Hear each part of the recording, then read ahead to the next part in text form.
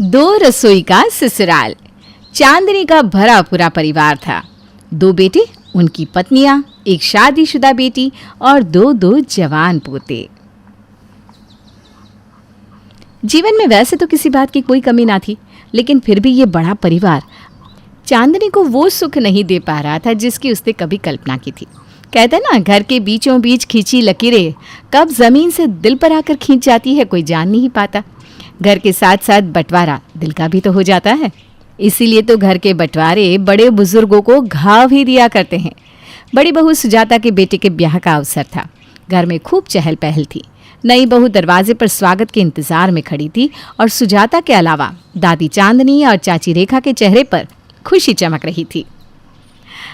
माँ जी आइए ना, नई बहू का स्वागत आप करेंगी। चलिए जल्दी से आशीर्वाद दीजिए अपने पोती बहू को। नहीं सुजाता बहू, ये तो तेरा अधिकार है।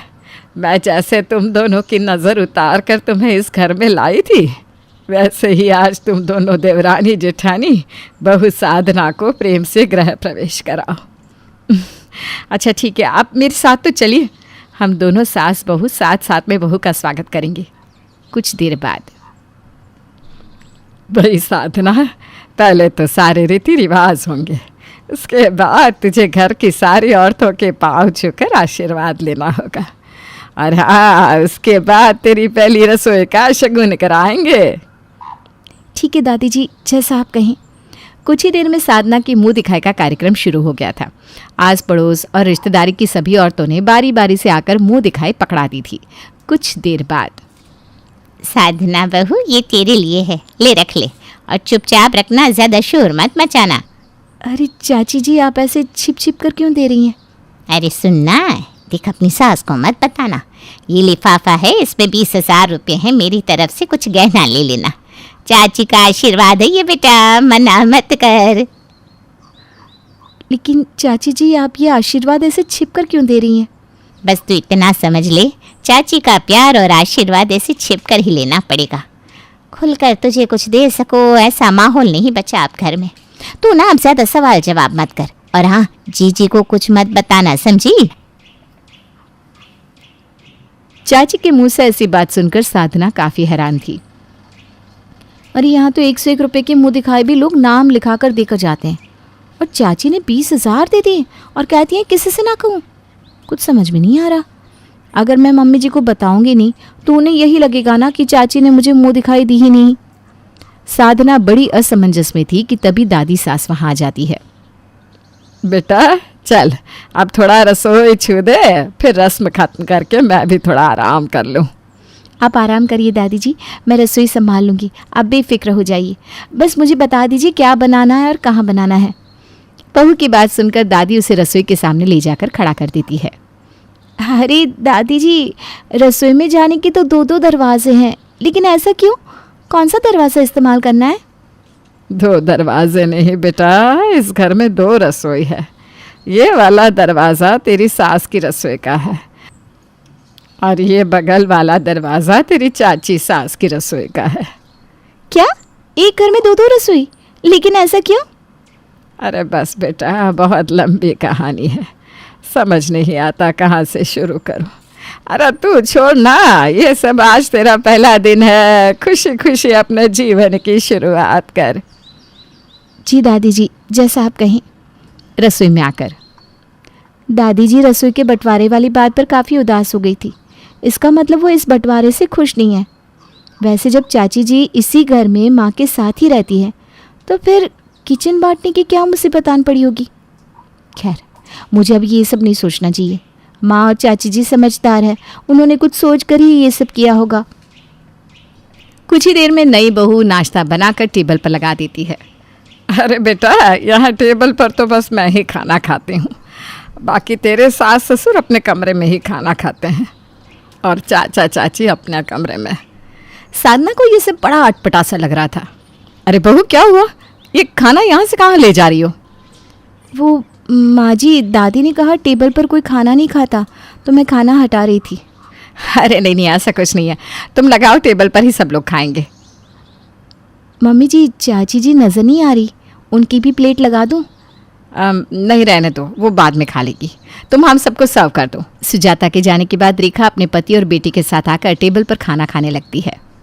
बहुत ही स्वादिष्ट बनाया है तुमने खाना। ये लो, ये मलाई कोफ्ता चक्कर बताओ कैसा है, मैंने बनाया है। चाची जी, आपके हाथों में तो जादू है, बहुत स्वादिष्ट है। आप प्लीज़ मुझे भी सिखाएंगी ये रेसिपी? वैसे अब तो मैं आपके साथ ही रहने वाली हूँ, एक एक करके आपकी सारी रेसिपी सीख लूँगी। हाँ हाँ बेटा, क्यों नहीं, तुम्हें जो भी पसंद हो मुझे बताना, मैं तुम्हें बनाकर खिलाऊंगी। अरे भगवान ने बेटी नहीं दी, लेकिन अब तू आ गई है ना, अब तू ही बेटी है इस घर की। अब बहुत प्यारी है चाची जी, सच में मैं बहुत किस्मत वाली हूँ। मुझे एक ससुराल में 2 सास मिली, और वो भी इतना प्यार करने वाली। अच्छा, जीजी से जिक्र मत करना हाँ, कि मैंने तुम्हें ये खिलाया था, उन्हें अच्छा नहीं लगेगा। साधना कुछ समझ ही नहीं पा रही थी। एक और चाची जी का उसके प्रति प्यार, और दूसरी तरफ हर बात पर यह कहना कि जीजी को मत बताना। अगर वास्तव में चाची जी इतनी अच्छी हैं, तो फिर मम्मी जी और चाची जी के बीच में खिंचाव की वजह क्या है? कितना अच्छा होता अगर इस घर में 2 नहीं, सिर्फ एक ही रसोई होती, एक ही जगह खाना बनता और फिर पूरा परिवार मिलजुल कर खाता। पता तो लगाना ही होगा कि आखिर बरसों पहले ऐसा क्या हुआ था जिसने इस घर को 2 खेमों में बांट दिया। साधना बेटा, ऐसा करो, आज थोड़ी खीर बना लो, और हाँ, खीर में इलायची डालना मत भूलना। ठीक है मम्मी जी, मैं बना देती हूँ। सुन, खीर बना रही है तो एक कटोरी खीर अपनी चाची को भी दे आना, उसे बहुत पसंद है इलायची वाली खीर। और तुझे पता है तेरी सास को तो इलायची की महक से ही एलर्जी है, लेकिन वो ये इलायची बस छोटी के लिए ही डालती है। मन ही मन छोटी को लाड भी तो करती है, पर जताती नहीं। मैं कुछ समझी नहीं दादी, माँ जी तो चाची जी से बात भी नहीं करती, फिर वो उनके लिए खीर कैसे बना सकती हैं? बात नहीं करती, रसोई भी अलग कर ली है, लेकिन आज भी एक दूसरे की पसंद नापसंद का मान रखती है दोनों। जानबूझकर ज़्यादा खीर बनाती है तेरी सास, ताकि मैं चुपचाप खीर रेखा को दे आऊँ। दादी जी, मैं भी यही सोच रही थी, क्यों ना हम पूरे परिवार का खाना एक ही जगह बनाएं, कितना अच्छा होगा ना। तेरी सास का भी नहीं मानेगी बेटा, जाने दे। शाम के समय, मम्मी जी, मैं आपसे अपने मन की बात कहूँ? हाँ हाँ, बोलना बेटा, क्या बात है? मम्मी जी, कितना प्यारा सा परिवार है हमारा।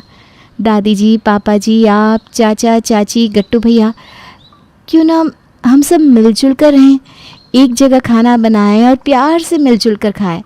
और मैंने देखा है चाची जी तो सच में बहुत अच्छी हैं। मुझे इस घर में आए अभी कुछ ही दिन हुए हैं। अगर वो मुझसे इतना प्यार करती हैं, तो आप लोगों के लिए उनका व्यवहार गलत हो ही नहीं सकता। देख बहू, तुझे अभी यहाँ आए 1 महीना ही हुआ है ना, बेहतर होगा तो अपने काम से काम रख। 4 दिन रेखा ने तुझसे चिकनी चुपड़ी बातें क्या कर ली, तू चाची चाची करने लगी। पूरे 30 साल बिताए मैंने इस घर में तेरी चाची के साथ, मुझसे ज़्यादा उसे कोई समझ नहीं सकता। रसोई एक करने का ख्याल अपने मन से निकाल दे। आज के बाद मैं इस बारे में कुछ भी नहीं सुनना चाहती। मम्मी जी, मैं आपका दिल दुखाना नहीं चाहती थी, मैं तो बस इतना चाहती थी कि हमारा परिवार फिर से एक हो जाए। मेरा परिवार आपको चोट पहुंचाने का बिल्कुल नहीं था। सास की फटकार सुनने के बाद साधना काफ़ी सावधान रहने लगी थी। वो कोशिश करती कि चाची और सासू माँ के बीच में वो ना पड़े, क्योंकि उन दोनों के बीच की असल समस्या उसकी समझ से परे थी। कुछ दिन बाद, अम्मा, गट्टू के लिए लड़की देखी है, सब अच्छा रहा तो 2-3 महीने में हम भी बहू ले आएंगे और अपनी जिम्मेदारियों से आराम मिल जाएगा। अरे वाह वाह, ये तो तूने बड़ी अच्छी खबर सुनाई। चलो, खूब बधाई हो तुझे।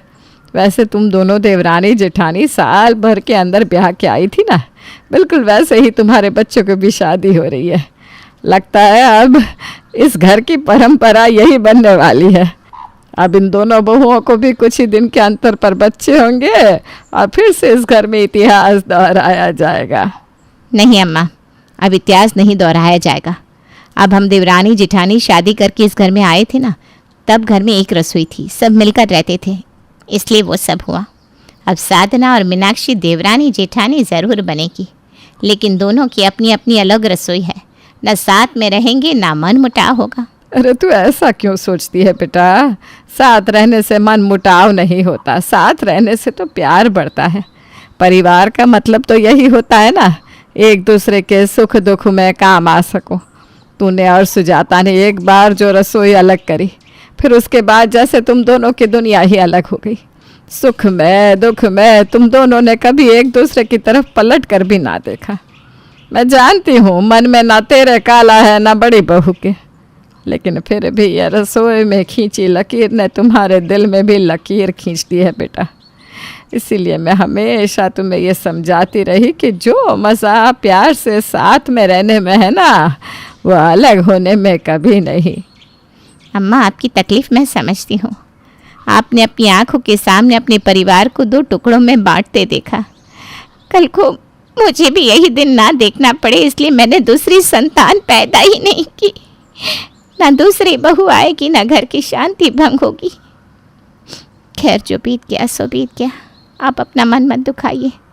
गट्टू की शादी की तैयारियां कर लीजिए। और हाँ, जीजी को भी बता देना, उनका छोटा सा गट्टू अब दुल्हनिया लेने जा रहा है। थोड़े दिनों में घर में रौनक होने वाली है, और इस बार तो घर की रौनक में 4 चांद लगाने के लिए साधना बहू भी है। शादी ब्याह के माहौल में बहू बेटियों के होने से अलग ही रौनक आती है। ठीक कह रही है छोटी बहू। मैं बड़ी बहू और साधना को बता दूंगी। तू भी तैयारी में लग जा। किसी तरह की मदद की ज़रूरत हो तो मुझे बताना। छोटी बहू के जाने के बाद मैं जानती हूँ बड़ी बहू को जैसे ही पता चलेगा कि गट्टू की शादी हो रही है, खुशी से फूली ना समाएगी। बचपन से ही लाडला था उसका गट्टू। बस अपने मन की खुशी जाहिर नहीं करेगी, वो अलग बात है। बड़ी बहू, गट्टू का रिश्ता पक्का हो गया। जल्दी ही शादी का मुहूर्त निकलेगा। देख, तू शादी में शामिल होगी या नहीं होगी, इसके लिए मैं तेरे ऊपर कोई दबाव नहीं बनाऊंगी। तेरा और रेखा का अपना अलग रिश्ता है। लेकिन मेरी बात मान, साधना को शादी में शामिल होने से रोकना मत। देख बेटा, बच्चों में अपना मन मुटाव तुम ना डालो ना, तो ही बेहतर होगा। तुम्हारी पीढ़ी ने जैसे निभाया सो निभाया, लेकिन आने वाली पीढ़ी को तो कम से कम मिलकर चलने दो। दोनों भाइयों और उनकी पत्नियों में आपस में प्यार होगा तो कल को एक दूसरे का सहारा बनेंगे। यूँ मुंह फेर कर अलग अलग चलने में भला कैसी शान। बेफिक्र रहिए माँ जी, मैंने बच्चों को और इनके पापा को कभी भी मिलने जुलने या बातचीत करने से नहीं रोका, और ना मैं आगे रोकूंगी। और ऐसा नहीं है कि मैं छोटी की खुशियों में खुश नहीं हूँ। अगर ऐसा होता तो मैं घर छोड़कर कब का चली गई होती। मुझे बहुत खुशी है कि गट्टू की शादी हो रही है। मुझसे जितना बन पड़ेगा मैं ज़रूर करूँगी। और हाँ, साधना को कोई रोक टोक नहीं है। वो खुले दिल से अपने देवर की शादी में शामिल हो। जो पहनना हो वो पहने, जो करना है करे, मुझे कोई आपत्ति नहीं है माँ जी। जल्दी ही गट्टू की शादी की तैयारियां शुरू हो जाती है, जिसमें साधना भी खूब बढ़ चढ़कर हिस्सा लेती है। शादी के बाद मीनाक्षी साधना की देवरानी बनकर घर में आ जाती है। शादी के बाद साधना दीदी, सच में आपसे बातें करना, आपके साथ समय बिताना मुझे बहुत अच्छा लगता है। कितना अच्छा होता ना अगर हम दोनों देवरानी जिठानी मिलकर एक ही रसोई में खाना बनाते और प्यार से सबको भोजन परोसते। मिलजुल कर काम करते ना तो काम भी आसान हो जाता और हम एक दूसरे का साथ में मिल जाता। लेकिन पता नहीं क्यों ये दीवार हम दोनों के बीच में खड़ी हमें मुंह चढ़ा रही है। क्या कर सकते हैं मीनाक्षी, मैंने तो बहुत कोशिश की थी कि इस दीवार को हटाकर ये रसोई फिर से एक हो जाए और हम पूरा परिवार मिलकर एक साथ रहे। लेकिन माँ जी तो इस बारे में कोई बात ही नहीं करना चाहती, उल्टा वो नाराज़ हो जाती हैं। इतना प्यारा परिवार है, न जाने कौन सी गलतफहमी है जिसने ताई जी और मम्मी जी के बीच में ये दीवार खींचती है। अब बहुत हो गया दीदी, हम दोनों मिलकर उस वजह का पता लगा कर ही रहेंगे और मम्मी जी और ताई जी को फिर से मिलवा कर रहेंगे। अब मेरा साथ देंगी ना? अरे क्यों नहीं, तूने तो मेरे मन की बात सुन ली। घर में तो कोई कुछ बताता ही नहीं। हम बुआ जी से पूछते हैं, शायद वो बता पाए कि क्या हुआ था इतने साल पहले। बुआ जी, आज आपसे एक बहुत ख़ास बात पूछने आए। क्या आप हमें बताएंगे कि मम्मी जी और ताई जी के बीच में ऐसा क्या हुआ था कि उन दोनों ने अपनी अपनी रसोई अलग कर ली?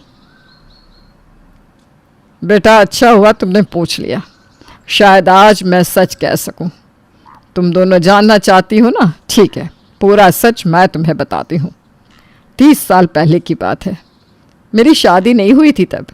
इस घर में पहले बड़े भैया की शादी हुई और सुजाता भाभी शादी करके इस घर में आ गई।